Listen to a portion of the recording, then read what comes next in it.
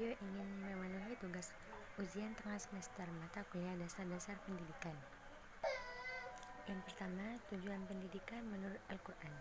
Tujuan pendidikan menurut Al-Quran adalah membina manusia secara pribadi dan kelompok, sehingga mampu menjalankan fungsinya sebagai hamba Allah dan khalifahnya, guna membangun dunia ini sesuai dengan konsep yang ditetapkan oleh Allah Subhanahu wa Ta'ala. Sebagaimana firman Allah dalam Al-Quran surat Al-Baqarah ayat 21 yang artinya, hai manusia, sembahlah Tuhanmu yang telah menciptakanmu dan orang-orang yang sebelummu agar kamu bertakwa. Yang kedua, Al-Quran surat Al-Anbiya ayat 25 yang artinya, dan kami tidak mengutus seorang rasul pun sebelum kamu, melainkan kami mewahyukannya kepadanya bahwasanya tidak ada Tuhan yang hak melainkan aku, maka sembahlah olehmu sekalian aku. Dalam Al-Quran surat An-Nahl ayat 36 yang artinya, dan sungguhnya kami telah mengutus Rasul pada tiap-tiap umat untuk menyerukan, sembahlah Allah saja dan jauhilah tauhid itu.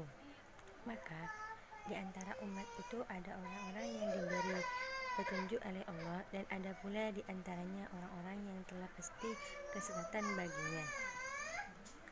Maka berjalanlah kamu di muka bumi dan perhatikanlah bagaimana kesudahan orang-orang yang mendustakan rasul-rasul.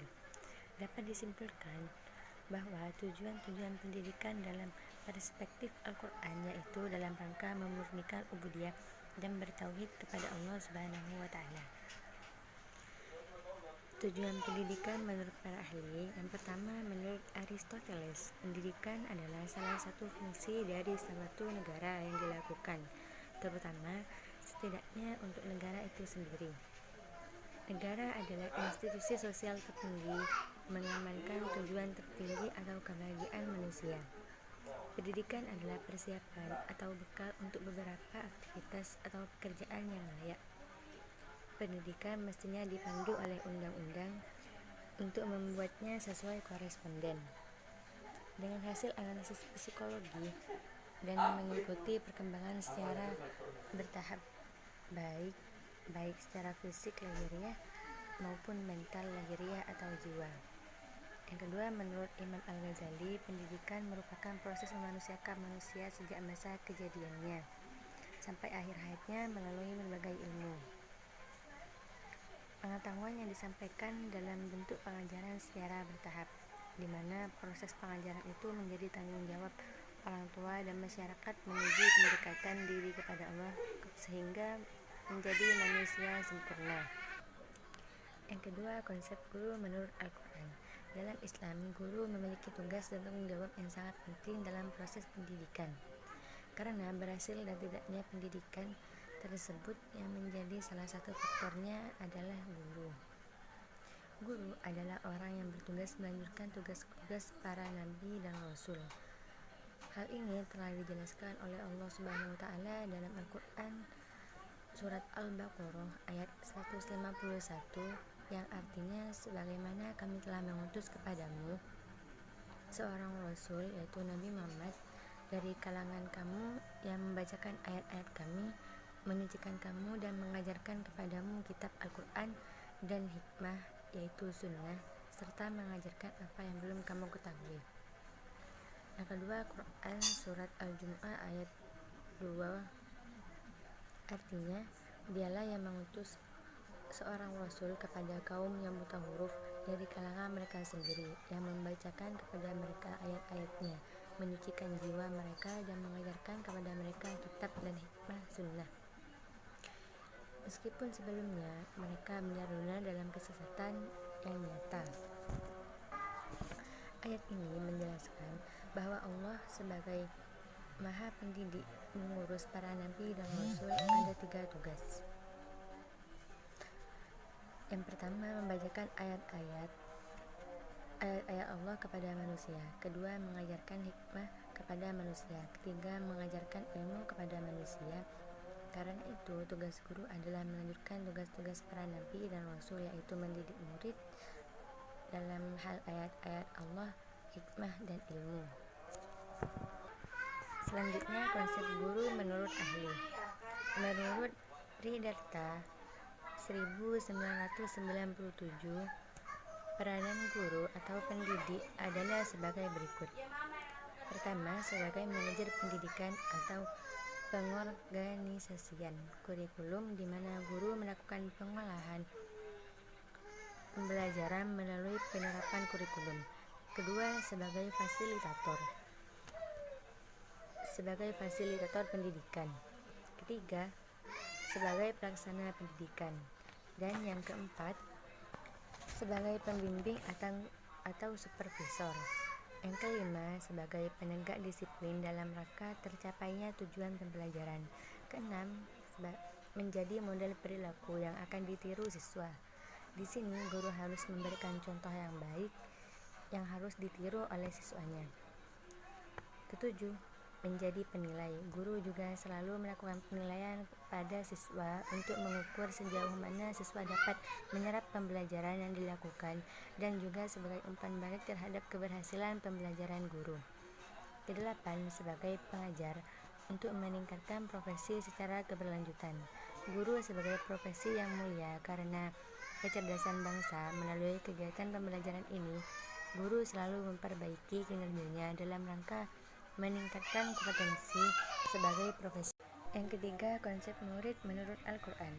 Terkait dengan substansi dalam pendidikan Islam dan hubungannya dengan peserta didik, bisa tentunya dapat kita temukan dalam Al-Quran.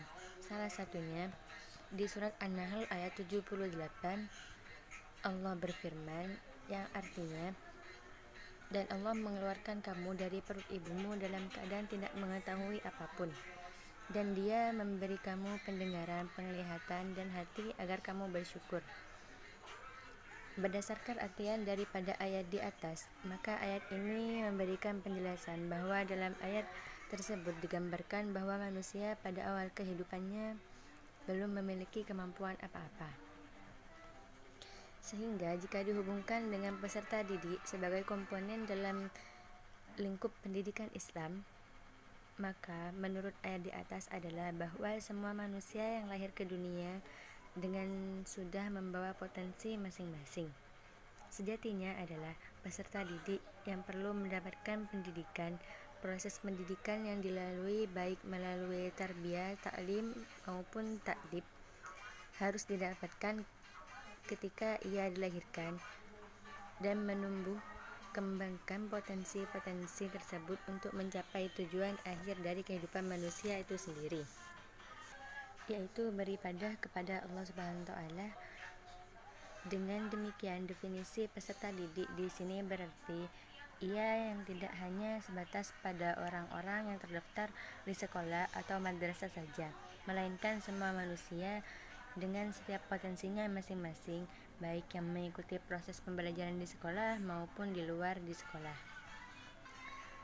Menurut Sudarwan dan Nim 2010, peserta didik merupakan sumber utama yang terpenting dalam proses pendidikan formal.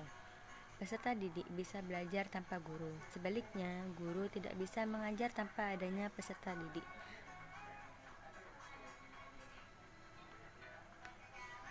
Menjadi keniscayaannya dalam proses pendidikan formal atau pendidikan yang dilembagakan dan menurut interaksi antara pendidikan dan peserta didik.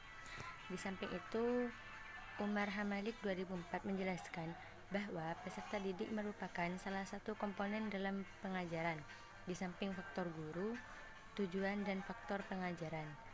Sedangkan Samsul Nizar menjelaskan bahwa peserta didik merupakan orang yang dikembangkan. Di lain pihak, Abu Ahmadi 1991 juga menjelaskan tentang pengertian peserta didik, yaitu peserta didik adalah orang yang belum dewasa, yang memerlukan usaha, bantuan, bimbingan orang lain untuk menjadi dewasa, guna dapat melaksanakan tugasnya sebagai makhluk Tuhan, sebagai umat manusia, sebagai warga negara, sebagai anggota masyarakat, dan sebagai suatu pribadi dan individu. Berdasarkan beberapa pendapat yang tadi disampaikan, dapat disimpulkan bahwa peserta didik adalah seorang yang mengembangkan potensi dalam dirinya melalui proses pendidikan dan pembelajaran pada jalur, jenjang, dan jenis pendidikan tertentu.